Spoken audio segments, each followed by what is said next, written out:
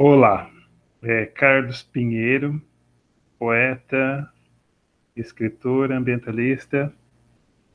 Eu decidi fazer um outro vídeo, um outro depoimento bem longo, porque esse período aí de início de ano tem mostrado para mim, eu acho para todos nós brasileiros aí, momentos bem tensos, momentos em que recrudesceu a pandemia, chamam isso de segunda onda. Temos as questões das vacinas. Nós dependemos não só da nossa ciência, dependemos de toda uma ciência que existe aí em países ricos. E estamos aí num processo louco, né? Mais um ano, possivelmente, a gente vai ter problemas de contato social, as pessoas não estão mais dispostas a ficar aquele período todo, e todos aqueles condicionantes de estar no local fechado, o emprego, a forma de viver com pessoas. E nós vimos o ano passado que ninguém quase se sentiu assim prejudicado. Teve alguma coisa na vida da pessoa que foi alterada. E teve muitos casos sérios de violência social, aí as questões graves que essa convivência que acaba sendo uma coisa fora do normal e de repente ela traz à tona aí coisas muito profundas, ressentimentos. E aí as pessoas não trabalharam isso. E a pandemia chegou, né, do nada. Prometeram que ia ser uma gripezinha e nós estamos vendo que essa gripezinha aí está levando muita gente embora. Perdi o ano passado um primo meu, né, de coronavírus, mas também outras pessoas que eu conheci, não foram poucas. E isso tudo gera, tanto em mim quanto na maioria das pessoas, a apreensão, que na verdade é o medo.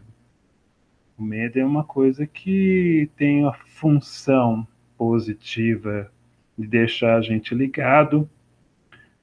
Se não, dizem que se não, lá na época das cavernas, a pessoa saía, geralmente é o homem que saía para caçar, e se ele não tivesse esse sentimento chamado medo, ele poderia estar se arriscando demais e quando vê vinha o predador e levava o cara. E nesse vídeo eu vou falar um pouco sobre o que eu vejo de impactos positivos numa questão pessoal minha muito importante, que é a arte. Como eu disse aí no início, poeta, escritor. E, primeiramente, eu vou comentar um pouco de algumas leituras, e leituras que eu acho que tem um pouco a ver com essa questão da pandemia. E são dois escritores brasileiros. Um é o que escreveu o livro Inocência, Visconde de Tuné. Ele era uma pessoa ligada a uma família francesa de pintores europeus que vieram a pedido da família real portuguesa que fugiu lá de Napoleão em 1808, e essa família veio para trabalhar para a corte. E ele foi uma pessoa que participou de um conflito muito importante no continente, que foi a Guerra do Paraguai. E ele se alistou no exército, foi trabalhar nessas regiões lá do Mato Grosso, toda aquela região que estava tomada pelo exército paraguaio. E ele disse uma coisa que chamou-me muita atenção, que ele dizia que as pessoas começavam a ficar loucas e de repente um cara lá saía desembestado do seu ajuntamento e embora eu ficava louco, não podia mais para a guerra. E ele, o que ele fazia? Ele recebeu todo o conhecimento de técnicas de desenho na infância e ele saía do grupo lá do acampamento e começava a desenhar uma planta. Era uma época que o Brasil era pouco conhecido em todos os aspectos, inclusive aspectos da fauna e da flora brasileira. Então ele pegava, se afastava um pouco do pessoal, ia perto de um rio, uma mata e via lá uma planta nova e começava a desenhar. E ele foi fazendo vários cadernos disso e esses cadernos ficaram famosos e algumas coisas ele perdeu. E no final, assim, dessa narração, ele fala uma coisa muito importante, que uma das coisas que não deixou louco foi justamente o fato de ele ter tido a natureza brasileira. Então, a bênção para ele foi ter tido esse contato com essa natureza, e com isso a mente dele não ficou enchendo de medo. Ele ia lá, estava precisando desopilar um pouquinho, ele ia fora lá perto de uma área, pintava e voltava. Então fazia sua limpeza mental. E é um livro que ele escreveu chamado Memórias. Esse livro ele foi escrito uns anos antes de ele morrer e ele decretou um sigilo por vários anos dessa obra. E eu li esse livro não faz uns 2, 3 anos. Então é sempre uma referência positiva de como eu vejo a questão da natureza, já que eu sou ambientalista e sempre gosto de comentar essa história para as pessoas sobre como a gente tem que ter um pouco de carinho com a nossa natureza. Ela tem uma questão espiritual muito importante. E nessa pandemia eu acabei vindo para casa dos meus pais e como eu moro numa área que é uma área que tem uma reserva ainda de alguma coisa natural, então isso é para mim uma coisa que veio me chamar muita atenção. E tem um outro período da história lá que chama arcadismo, e tem o neo-arcadismo, e tem umas frases latinas muito bonitas, e uma delas é fugirem urbem, essa coisa de fugir da cidade.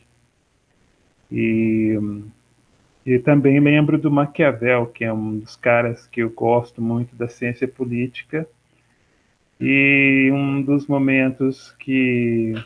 livros que ele escreveu mais importante da ciência política, um dos, né, dessa ciência política mundial é o Príncipe. E esse príncipe ele também escreveu numa área que era um sítio que ele morava, que ele se refugiou, porque Maquiavel ele trabalhava para famílias da cidade de Florença, que em geral é uma disputa de poder entre as famílias, e um desses momentos que ele recebeu a carta de demissão, né? Ele foi execrado, e ele se refugiou nessa chácara dele, e lá ele escreveu O Príncipe.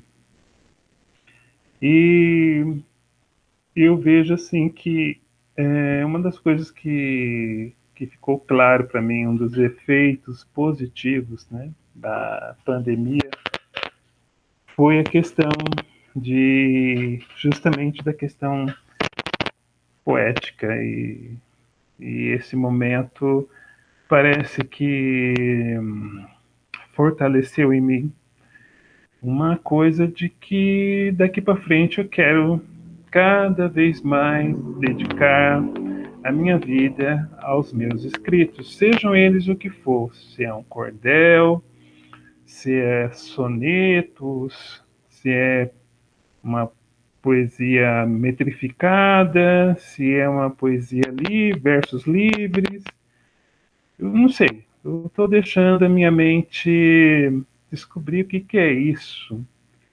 E tudo isso me fez ver, né, como os mestres fizeram caminhos parecidos, né, e tiveram momentos assim de imersão espiritual e tanto escrito como de pensamento e eu no meu caso eu vejo essa questão poética que ela se definiu mesmo neste momento. E também tem um outro escritor brasileiro, que é o Jorge Amado, e eu conhecia pouco ele, mas aquela questão da Gabriela, e depois chegou uma época aí, uns 3 anos atrás, eu fiz uma jornada literária. Nessa jornada eu li durante um ano eu li livros dele, e um dos livros é Teresa Batista, Cansada de Guerra. Então a Teresa Batista, ela era uma moça, uma garota negra que ela era órfã de pai e mãe e ela acabou morando na casa da tia materna e com um tio.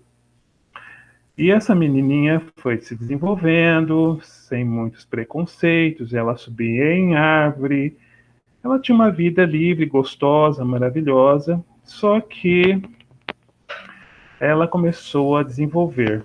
E com esse desenvolvimento surgiu uma beleza. E essa beleza já estava sendo cobiçada pelo tio. E o tio já estava pensando em dar um jeito de exterminar a mulher e ficar com a sobrinha. Só que a tia percebe isso e começa então a pensar em alguma coisa. E na região existia um coronel, o coronel, acho que era Justiniano, se não me engano o nome dele. Ele era uma pessoa, além de poderosa, ele tinha alguns problemas sexuais. Ele gostava de menininhas jovens. E ele, o que, que ele fazia? Ele tinha uma rede de pessoas que fornecia essas garotas. A tia da Teresa, sabendo disso, faz um negócio. Aí nesse negócio a Teresa é vendida para esse homem, sofre lá o diabo que o pão amassou, né? Sofre de uma maneira que essas mulheres que a gente ouve falar aí atualmente, talvez assim, elas são netas desse processo de violência contra as mulheres. E pulando várias partes do livro, tem uma parte muito interessante que a Teresa Batista ela vai morar numa cidade lá do interior do Nordeste e lá acontece uma, o aparecimento da peste. Essa peste se alastra, deixando todo mundo nervoso. Inclusive, o que foi acontecendo? Toda a parte da elite da cidade, as pessoas influentes, inclusive os médicos, fogem da cidade e deixam os pobres lá, os pobres morrendo dessa pandemia. E a Teresa Batista, que para sobreviver, depois que ela sai para o mundo, se liberta desse Justiniano aí, ela é prostituta. E o que ela faz? Ela vira uma auxiliar de enfermagem e começa a recrutar outras prostitutas e elas começam a tratar da população. E aí ela recebe um pouco, no final, no momento que acaba a pandemia, ela recebe o nome de Teresa de Obaluaê. E nas religiões afro-brasileiras, o Baluaê é o representante daquele que traz a doença e também o que traz a cura, né? E por que isso me marcou pessoalmente? Porque não adianta nada eu falar isso para vocês e para você só por falar. Eu tenho uma relação também com isso, com essa questão do Obaluaê, né? Que existe lá algumas teorias, né? É uma mitologia e ele tem uma proteção no rosto, que segundo dizem ele teve uma doença na pele e deixou o rosto dele muito desfigurado e ele colocou aquela proteção no rosto para as pessoas não se sentirem mal com isso. E aí dizem que ele é um dos orixás muito respeitado, porque ele é o único orixá que conhece as coisas lá do inferno. Teve alguma questão aí que ele acaba sendo um visitante do inferno e volta. Então dizem, no caso aí, que o Baluaê, no caso do livro, né, e podemos interpretar isso na nossa realidade, trouxe a pandemia, ou trouxe a peste. Mas ele vai ter um momento que ele vai pegar e vai trazer a cura. No caso hoje, parece-me que é a vacina. Então, essas vacinas seria essa manifestação generosa desse Obaluaê para que a gente saia desse processo que ele instalou aqui nesse planeta, neste momento, e no caso, no livro lá com a Teresa. Eu, quando estava na faculdade, tinha aí uns 21, 22 anos, eu acabei conhecendo uma senhora que era mãe de santo e ela era bibliotecária. E conversando com ela, tudo, ela era negra também, e eu falei assim, quem é o meu orixá? Eu tinha uma curiosidade imensa, porque a minha religião naquela época era outra, né? E aí ela falou assim, você é protegido de Obaluaê. E aí me contou essa história. E depois eu fui fazendo pesquisa, já fui também num templo, um terreiro, né, de Obaluaê dedicado a ele. E aí eu vi. Em 2012, aconteceu de eu ter tido um tumor no estômago. E eu comecei a sentir muitas dores e aquelas dores muito estranhas. E logo que eu comecei a sentir, eu falei, não, deixa eu procurar a ajuda, né? Eu deixo descobrir o que que é. E aí, já no primeiro médico que eu procurei, ele falou assim, olha, eu estou desconfiado que você tem um tumor raro, que eu sou especialista. Eu só vou pedir para você fazer os exames para você confirmar, mas eu imagino que é. E aí, quando eu fiz os exames, entreguei para ele no retorno e ele confirmou. Ele falou: você tem um tumor raro e é justamente o tumor que eu estudei na pós-graduação. Então, já começou por aí e depois teve todo um processo de retirada.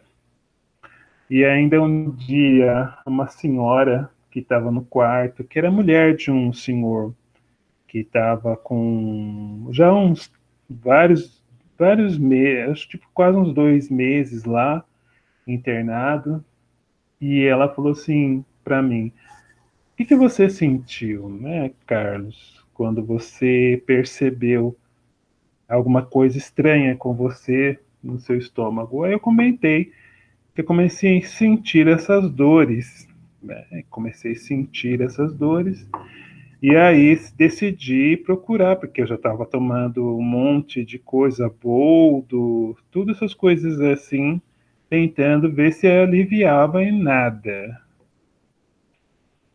E aí ela falou assim: olha, você teve uma situação diferente do meu marido, porque o meu marido, quando começou a sentir esses problemas, ele foi no médico. Só que ele chegou lá, já estava mais da metade do estômago comprometido. E aí, no caso dele, ele teve que fazer uma redução do estômago. E no meu caso, só foi tirada uma lasca. E aí, naquele momento, depois dessa, dessa experiência da doença, né, do tumor, eu comecei a tomar um pouco mais de respeito pelo meu orixá, né? E aí eu falei assim, eu tô entendendo mesmo, né? Eu tô vendo que eu preciso me conectar, começar a procurar você, né? Porque a coisa é de respeito, né? Uma coisa de procurar compreender quem sou eu, essas energias. Então, de alguma forma, eu me senti uma pessoa abençoada porque esse lado artístico talvez ele veio como um farol, né? Um farol que trouxe uma sensibilidade que a outra pessoa que não é artista não consegue perceber, né? Eu sempre fiz coral, e já tentei pintura, essas coisas, já fui atrás. Então, eu sou um artista mesmo de nascença, não um artista que teve que fazer um curso e aí a partir do curso virou artista, não, uma coisa técnica. Não, eu tenho uma coisa natural e eu procuro a técnica para melhorar, né? Então eu vejo isso de uma forma muito positiva e vejo o quanto que a gente tem energias dentro da gente, conexões superiores. No meu caso, né, eu sou uma pessoa preta, então tem uma ancestralidade muito grande e vejo aí como que a gente está vivendo esse momento. Para mim, eu sou uma pessoa como toda pessoa humana. Sim, eu tenho medo, sim. Gostaria de estar podendo sair na rua, fazer coisas com mais liberdade, mas eu não estou na faixa de pessoas que é o grupo prioritário, então, com todos esses transtornos que estão ocorrendo aí, vai acontecer um monte de transtorno, porque quer queira, quer não queira, como eu citei lá atrás, né, nós temos a política por trás e morte e vida rende voto, né? É que nem aquela história. Você, aqueles caixões todos que são comprados pela prefeitura, por exemplo, tem que ter uma licitação. Então, quanto mais morte, licitação, mais dinheiro público vai, né? Aí tem as questões todas dos hospitais, as questões de comprar um material técnico, um material científico, contratar pessoas, fazer. E agora a gente vê que, por exemplo, a geopolítica não morreu, e nós parece que os países que mais foram ofendidos nos últimos anos são os que têm hoje como fornecer a maior parte do produto. E aí, como a gente vai ficar? Né? Como a gente vai conseguir? Então, manter, eu acho que eu tenho que manter essa questão minha pessoal de investir cada vez mais na poesia, nos meus escritos, porque é uma das coisas que está me conectando com a realidade e com a sanidade. Então, muita gente vai ficar louca, vai. E a oportunidade de eu ficar são é pela arte. Então, assim, eu tenho que agradecer muito. Então, era um dos objetivos meus fazer um pouco esse vídeo e compartilhar alguma coisa com vocês positivo, né? E a arte está aí, a arte é maravilhosa, a arte é definidora de coisas. Você pode ver quantos poemas já foram feitos aí relacionados à questão da pandemia, muitos, né? E eu sempre falo isso, né? O abolicionismo, quer dizer, meus antepassados que eram escravizados, eles só foram libertos porque, em grande parte, um outro caipira lá da Bahia, chamado Castro Alves, ele pegou, saiu daquele local lá e começou a denunciar nos seus poemas todas as torturas, toda a desumanidade que aquele sistema escravocrata estava fazendo, né, para a população negra. Então, a mesma coisa hoje. A poesia é uma coisa que vai ajudar muita gente a superar esse momento de pandemia. Algumas pessoas não vão achar isso interessante, mas eu escrevo todo dia, alguma coisa, ou de manhã, ou da tarde, ou à noite, eu estou escrevendo alguma coisa. E isso daí sabe, tem sido assim, algo maravilhoso, eu tenho que agradecer muito, né? E, e vamos ver o que o nosso grande Obaluayê quer que a gente aprenda. No meu caso, né, eu sempre falo para ele, né, explicar o que é que eu também tenho que fazer, porque 2012 ele me salvou de um grande enrosco, né? Eu sei que teve uma parcela minha de ir atrás do médico, tudo, mas assim, é visível, né, que eu pude sentir isso, fui atrás, e era no começo, então teve tratamento, não tive que fazer nenhum tratamento químico, rádio, nada, né? E eu quero agradecer você, um like aí seria muito importante. Se você quiser se inscrever também, queira também espalhar, né? Porque eu tenho um lema que eu criei o ano passado, que é espalhe o vídeo e não o vírus, né? Vamos ser solidários. Ainda a gente precisa usar máscara, manter o distanciamento social, porque agora está diferente. Não é aquele único vírus que chegou, o vírus precursor. Aqui dentro ele já mudou, ele já criou suas famílias diferentes e ninguém sabe, né? Pegou uma família de vírus hoje, daqui a uns meses você pode pegar e ser contaminado de outra família, aí o que pode acontecer com você? Então, é uma doença que a gente não tem muito conhecimento. Por mais que empurrem aí um monte de terapia, um monte de medicamento, nós não temos todo esse conhecimento. Talvez aí 50 anos, 25 anos, que nós vamos ter aí uma geração de pessoas novas e que essas pessoas vão poder pegar todas essas informações técnicas, vão fazer levantamentos, vão pegar os exames, os bancos de dados, fazer um cruzamento e entender o que aconteceu lá na Itália, o que aconteceu nos Estados Unidos, o que aconteceu em Manaus, o que aconteceu em Guayaquil, que são os casos, pelo que eu entendi até agora, os casos mais estranhos, parece que tem uma conexão aí entre eles, tá? Em locais diferentes, mas eles têm alguma conexão a mais, né?